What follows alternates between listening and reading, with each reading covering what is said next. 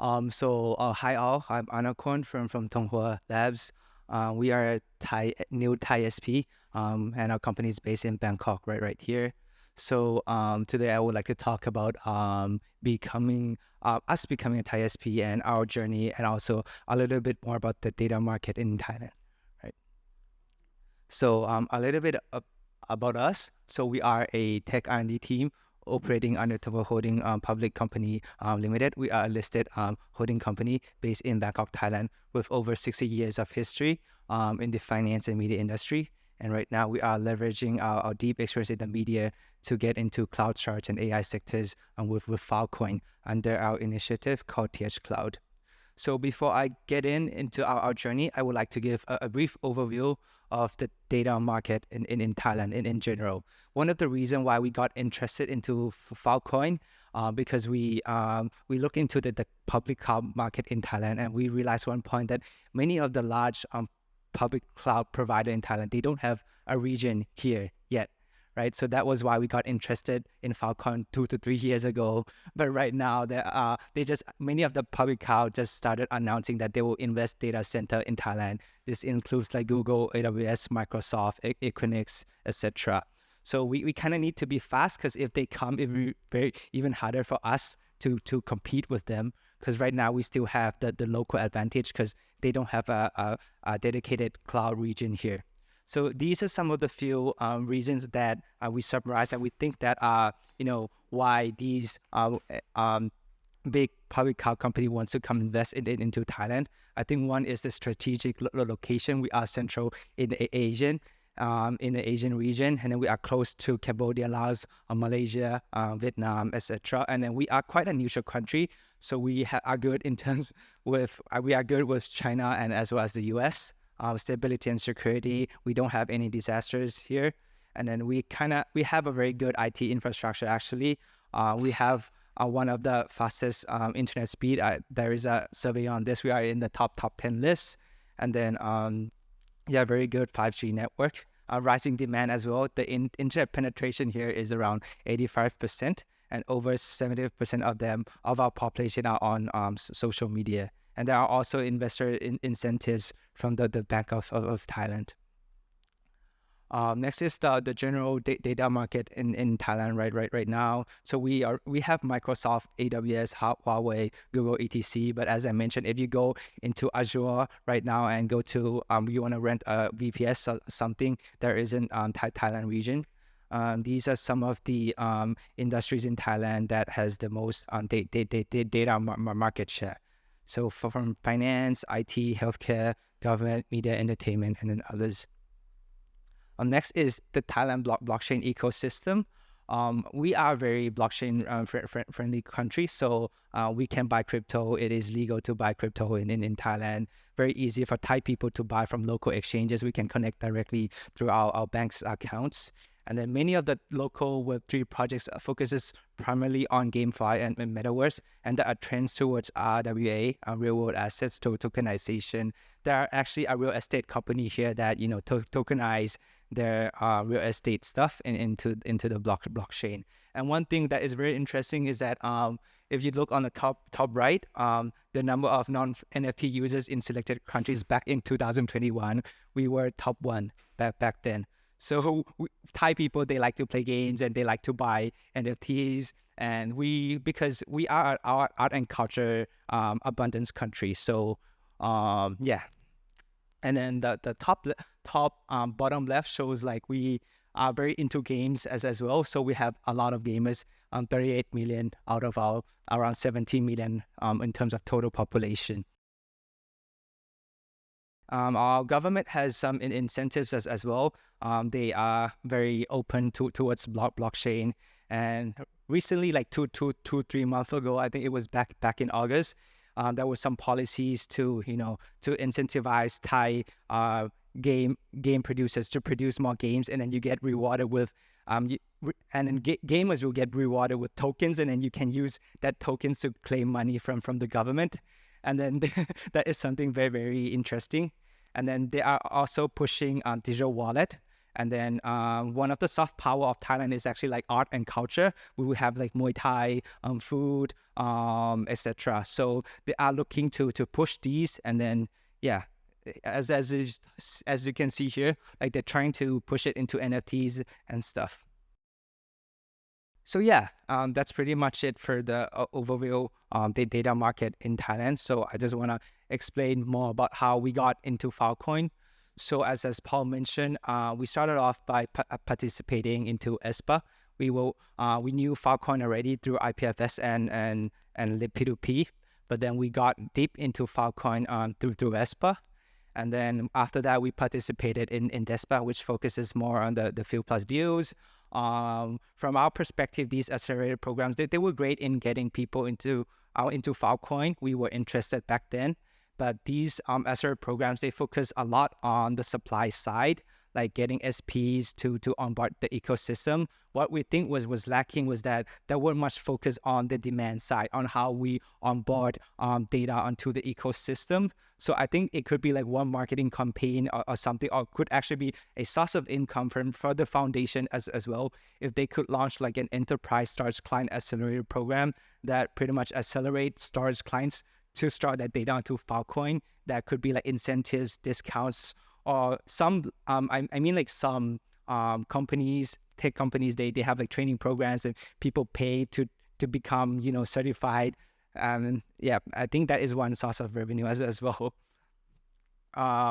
Through our journeys, one of the challenges that we had was we had difficulties for finding things in the ecosystem, like the docs and specs.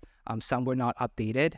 And then the other part was that we were trying to find ecosystem partners that we could work on, but we not really know who's active in the ecosystem and who's working on which. And then there is a list. I think it was on field.org, but then I don't think it's that updated. And then we don't have the actual contact details of the person that we contact. It just pushes out to the website.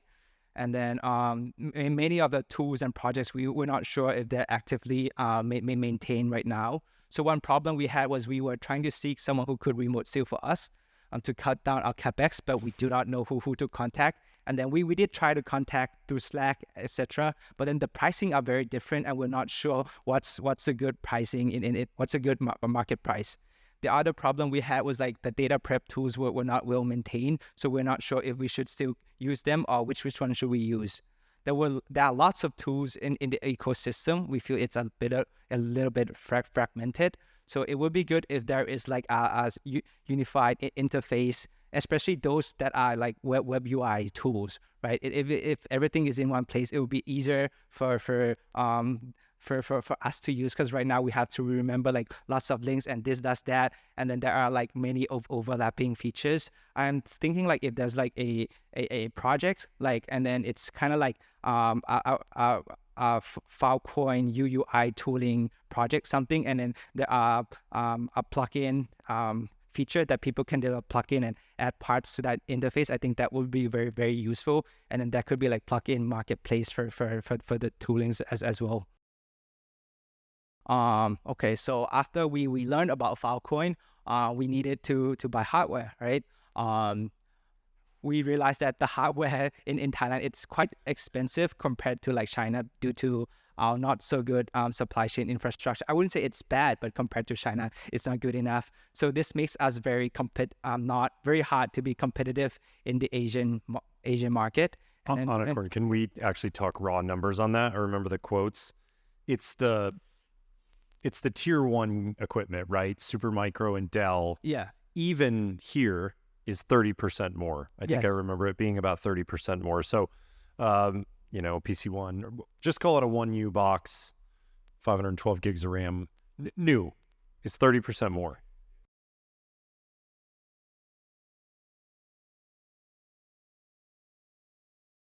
You already mentioned issues on client side. Did that come about? So obviously the physical infrastructure versus China, were you able to bring in more client side stuff than China with, like, obviously in the West, it's sort of like, do we really want to go over the firewall, all of this? So client side issues, that kind of thing. Do we want to do it?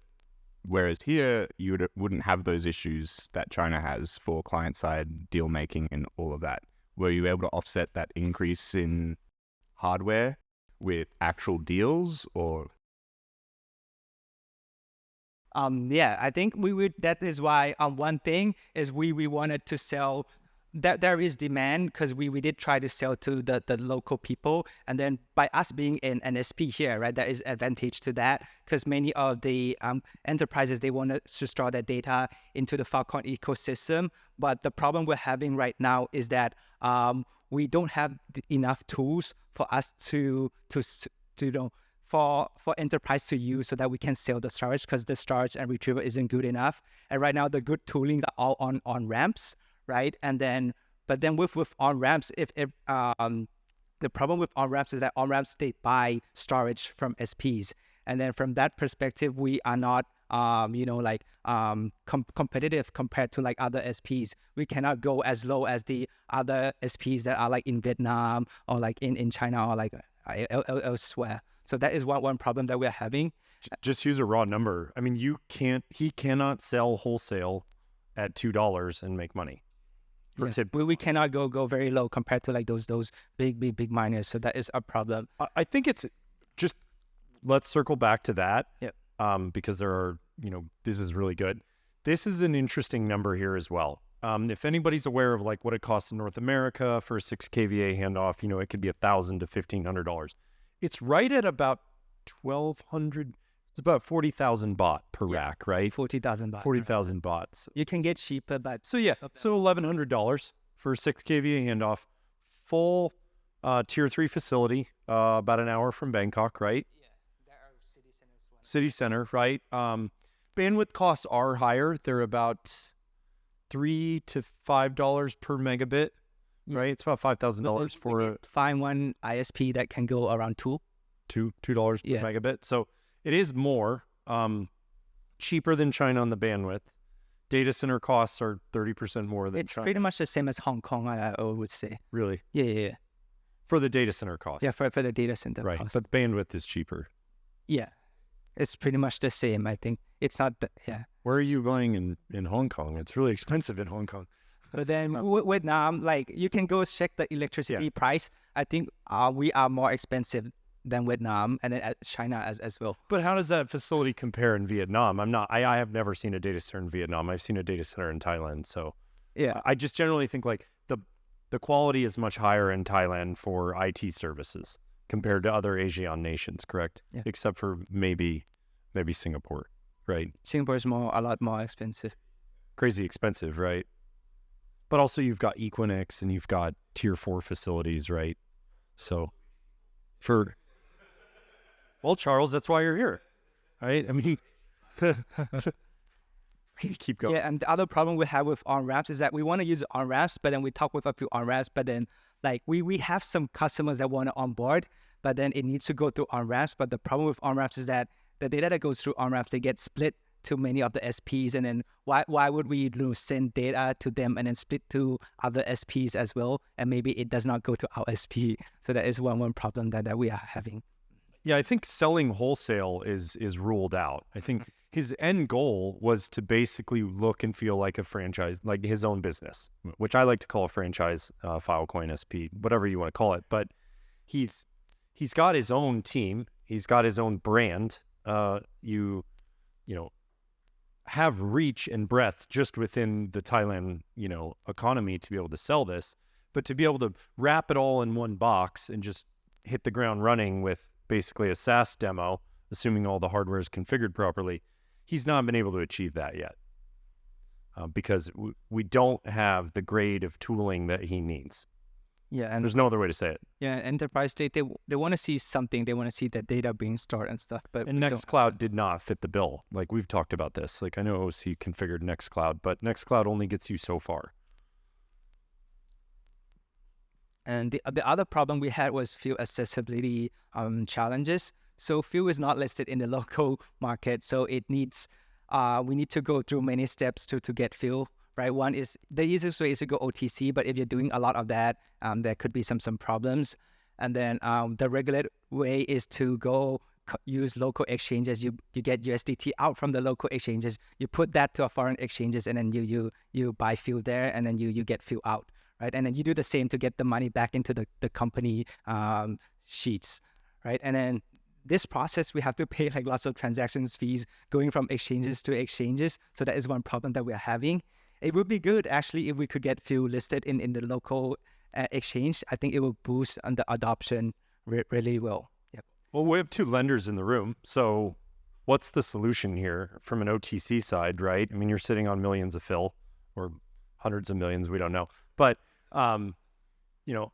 how do you get it to him and how do you lend it when you don't have these exchange options? I mean, he's trying to buy it, right? So walk us through the process here because it would probably be helpful. I think we were looking to buy and sell as well. When we want to sell, we cannot sell directly to Thai baht, to pay OPEX. Right, he needs to pay his OPEX. We need to sell to USDT first and then send it back to local exchange. So I'm going to just do it. Sell me this fill. We have that request from SPs. It's not something that we've been doing actively. Would be happy to kind of discuss it further. Definitely. Where is the Thai exchange? What are the large Thai exchanges? The largest one is BitCup, and then right now there is Binance Thailand. But with Binance, you can buy fuel, but then you cannot export the native fuel. It is on the BSC chain. Yep. So you cannot use it basically. Give us access to the clients that Anacon is trying to pursue. The bigger banks might start working with us as well. We already started talking to them, but now the issue is that it isn't officially listed. And if you list it on the Thai exchange, it's recognized by the Bank of Thailand. So with that, then all these trades become more legalized and more recognized in the government site. Yeah. Actually, I want to maybe even double down on that because I actually used to have a Thai stock trading account with KT Zimico. Are they involved? Is the SCT involved at all in any of this regulation? Like, how far does the regulation go? I think this will be under BOT, the Bank of Thailand. BOT, so it's BOT first. Interesting. Yeah, I think so. But there is quite related. The Thai Stock Exchange, if you ever want to see it, actually has a library. Is it still open? The library. You can go to the library at the Thai Stock Exchange here, and I think they have some Bloomberg machines. They also have books and stuff, but it's a quite interesting building because it's a modern building. You can walk in, There's a museum inside. I don't know if you can open an account anymore, but actually, what does it take to open an account here on an exchange? I think that would be helpful to know as well. Like, what is the KYC process? A foreigner probably cannot open an account, correct? Yeah. If a foreigner has a work permit, then you can as a local. Yep. All right. You can ask OC. Right. OC, you hold a Chinese passport, correct?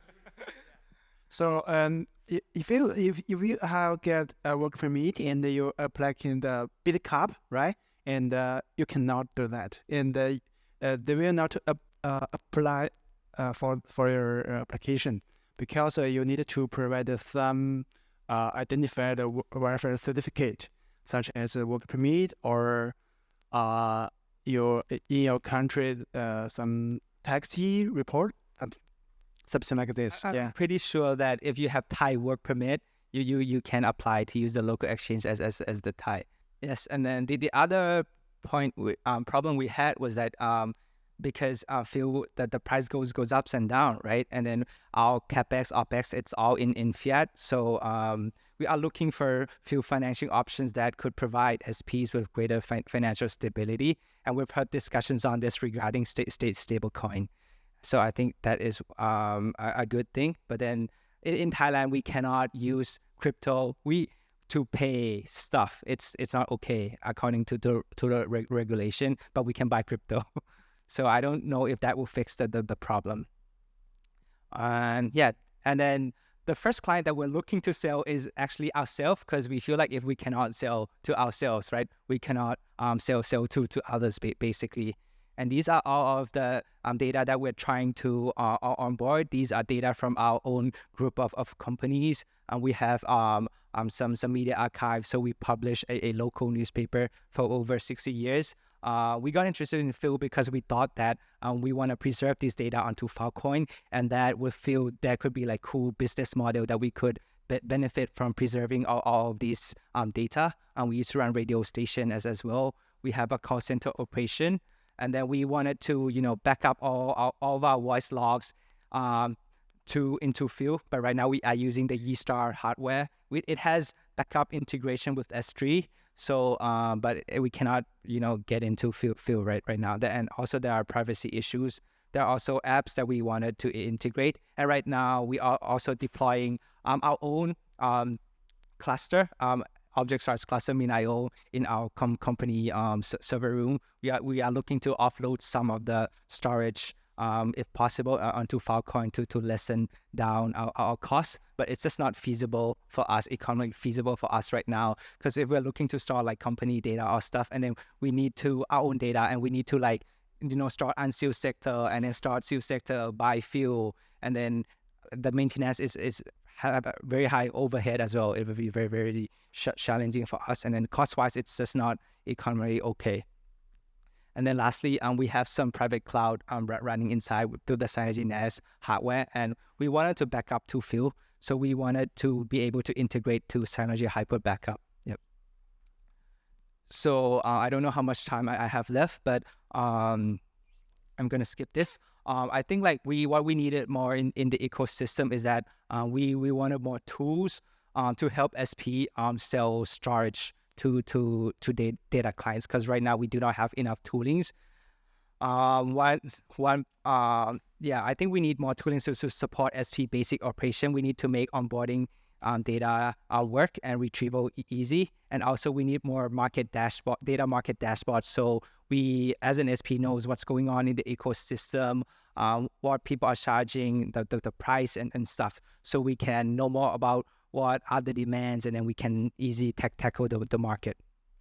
Next is, I feel like it would be very beneficial if Filecoin or Curio or what has compatible and integration with existing systems, because we're talking about an enterprises here, right? Because enterprise has the most data, they have the most code data, but the enterprise, they are very selective, they are very challenging to work with.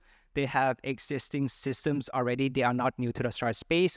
Otherwise, they wouldn't have data, right? And actually, let's talk about that. I have done some work with Thai enterprises, SCC, and then Siam Cement Group. Very huge, massive. These are $20 billion a year ARR companies. Like Thai companies, they can move fast once you're in, but just talk about the sales cycle of getting into these companies and trying to sell them a data storage deal, because it probably might enlighten people as to the challenges. Like even if you had the software, the sales cycles here could be 12 months.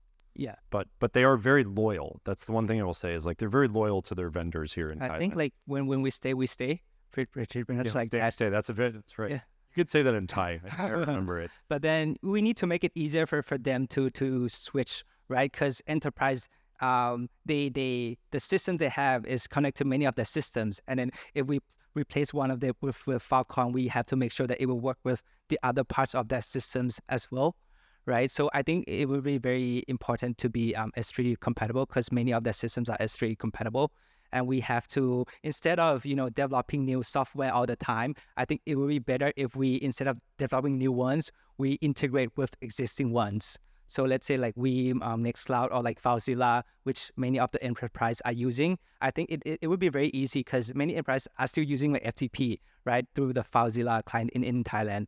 And then if we integrate with FileZilla, we just change the settings, and it would just work. So I think it would be very easy for them to switch over, because as I said, they are very they have the bargaining power. They are rich. We have to like kind of support them and reduce the switching costs.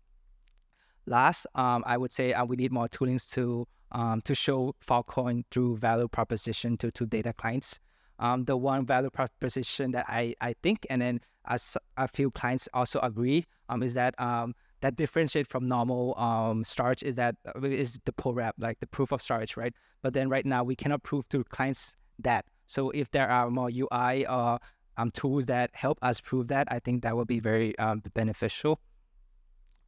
These are some of the, and this is the last slide. So some points that I think are needed to make SP become more profitable, because right now for SPs, the barrier to entry is very high. We need to buy hardware, we need to buy fuel, and then there isn't enough software for us to sell storage. So we need to start building software to sell start. So it's so high. So I think that's why like none of the new SPs we have less new SPs coming into the ecosystem. So we need more toolings to lessen the barrier and overhead for new SPs. I think more of the projects now are like focusing on like building start stuff, and then they are also, but the problem is that it's pressuring the SP, and none of the SPs are building. I think that's what I'm seeing right now in the ecosystem. The builders are not SP, and when the builders are not SP, when the product is out, they pressure the SP and get the low price. But as we know, SP is a very important part of the ecosystem. And we need to make data storage and retrieval work, because right now it's difficult. We need to reduce the switching costs for clients, because this is very important. There are shortage of tooling to help SP sell storage. Defining storage pricing is hard because of field, but I think it's crypto, so we have to understand that. But then I think there might be more innovative solution to help solve this issue, like with stablecoin or like DeFi. Last, I think there should be like more incentives to incentivize good behaviors in the ecosystem for those that bring like good data into the ecosystem. Thank you.